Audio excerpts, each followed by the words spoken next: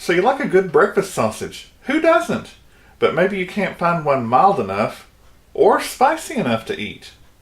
Never fear, Jim is here.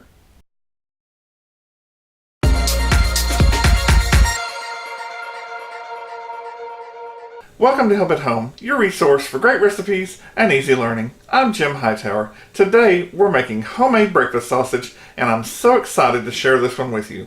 But first things first, hats off to my friend and subscriber Rick Halber for giving me the confidence to tackle what I always thought was a formidable foe.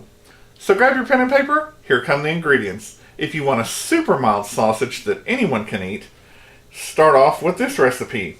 3 pounds pork shoulder butt, 2.5 teaspoons salt, half a teaspoon white pepper, and 1/4 teaspoon each of ground bay leaf, allspice, thyme, paprika, and sage. Now, I'm going to walk you through this, so don't worry. However, if you like a more average to spicy sausage, recipe number 2 is for you. Same thing, 3 pounds pork shoulder butt, up your spices. 1 tablespoon salt, half a teaspoon white pepper, and half a teaspoon each of ground bay leaf, allspice, thyme, paprika, and sage. But then there's your secret ingredient for spice. 1/4 to 1/2 teaspoon crushed red pepper flakes. And then you can adjust it as you need to. And again, I'll walk you straight through this. So let's start our journey by grinding up some bay leaves. I've got 3 bay leaves of average size. And I've got a magic bullet here. The easiest way to grind your bay leaves is to do the pulse method. Because they're so light and airy, they'll just fly up under the wind of the blade. So if you just pulse,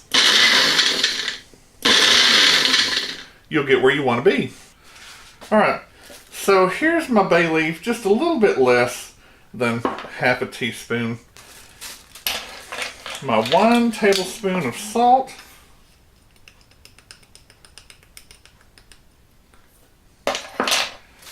I like to do 1/4 teaspoon of the red pepper flakes, so it's not too much for Lori, but it's enough for the rest of us. Then, half a teaspoon paprika. It is a very bright spice, bright red. Half a teaspoon of allspice,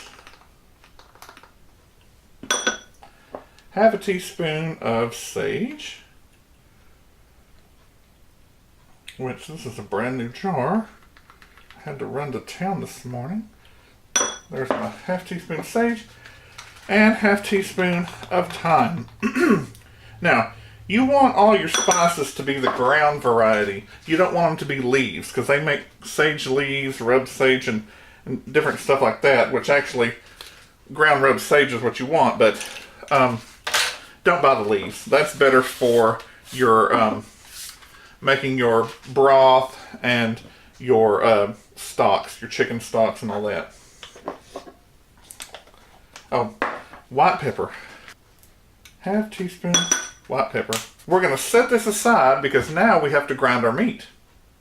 Or if you want to cut this step and go to your grocery store and pay twice the price, or basically $4 for 1 pound of ground pork,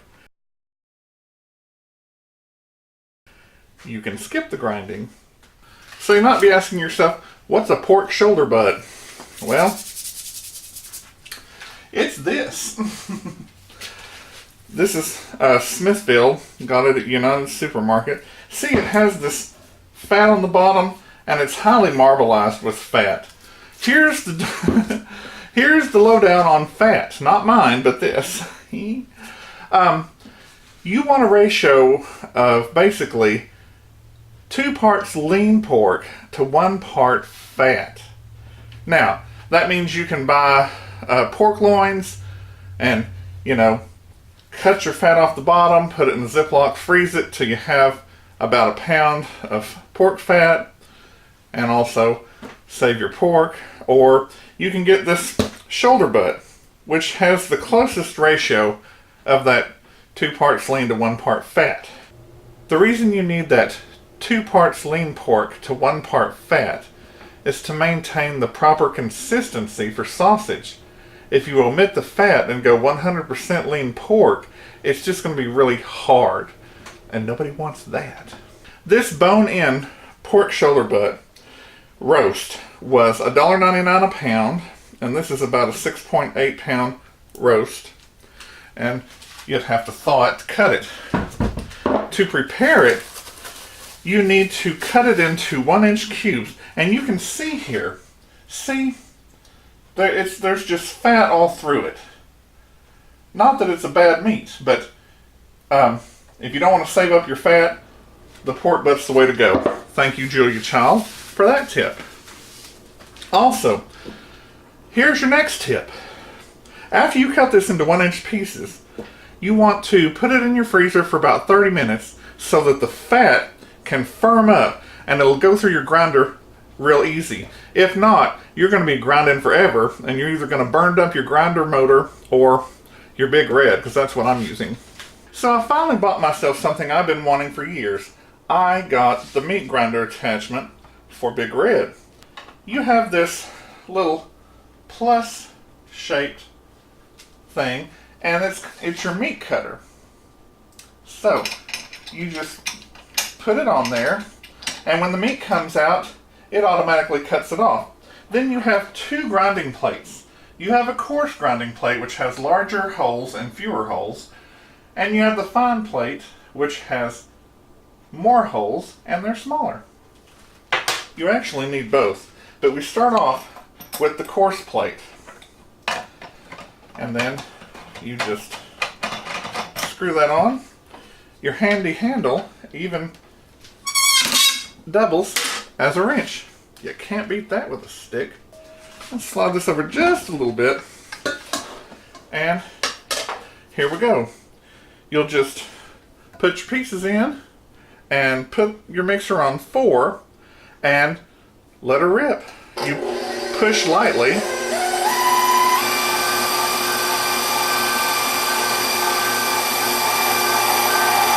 See how easy that comes out. That's all there is to it. That is so cool. I almost wish I could get paid to stand here and do this all day.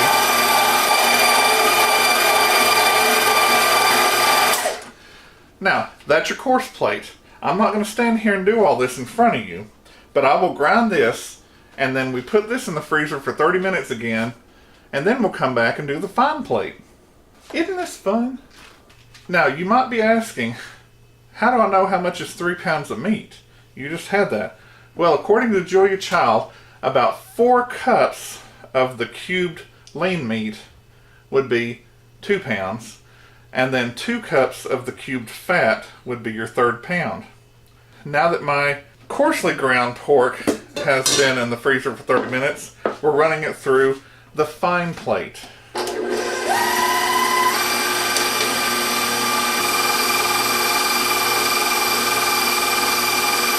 And that's all there is to it on the fine plate. But, see?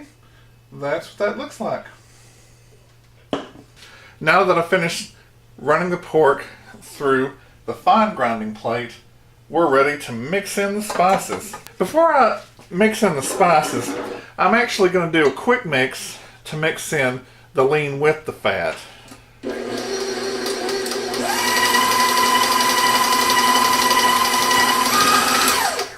No big deal. And here are the spices.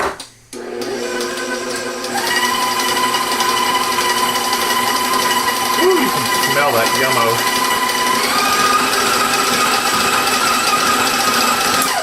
And that's it. Got a nice wooden spoon, flat spoon, that I can stir it around, just make extra sure that all those spices, because some of them look like they're on the bottom of the bowl, and I just want to give it every chance at goodness. There's your breakfast sausage. Now, I'm not going to do links. I'll save that for another show on bratwurst, but I will be showing the little sausage patties like Owen sausage or Jimmy Dean. Now's the time. Take a little piece saute it, which is a Julia word for cook it, and then taste it. And you check those seasonings, and then gradually add more seasonings if you think it needs some more pepper, some more salt.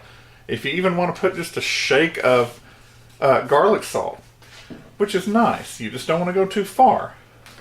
So I'm going to saute a little piece and we'll taste it. I'm cooking my little piece here, sauteing it as Julia would say, and it looks like it's just about there. You cook it till the juices run clear and you know it's done. And they have run clear. And I'm going to let this cool for just a second. Here's my little piece of sausage. You might even be able to see it steaming a little bit. Ooh, it smells so good. Here's to your health.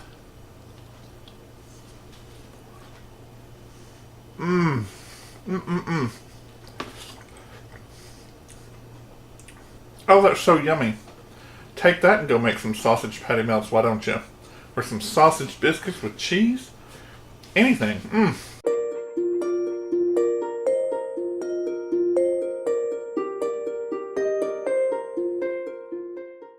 Now that you've got it seasoned perfectly, all you have to do is cover it up, go put it in the refrigerator for 12 to 24 hours, let all those seasonings meld together, then you're good to go. You can put them in a gallon Ziploc bag, or you could make single pound bags out of the quart size freezer bags, whatever you want to do, and then take it out as you're ready to use it.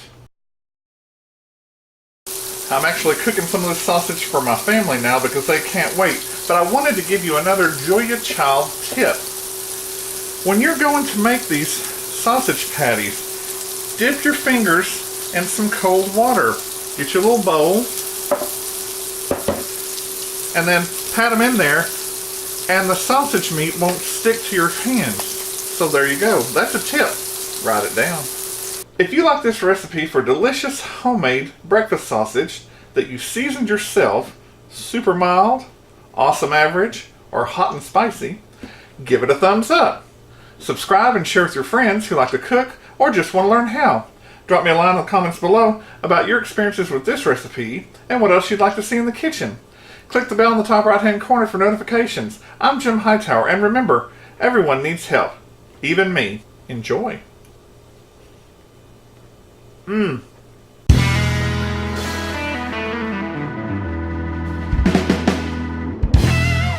Today we make homemade brick.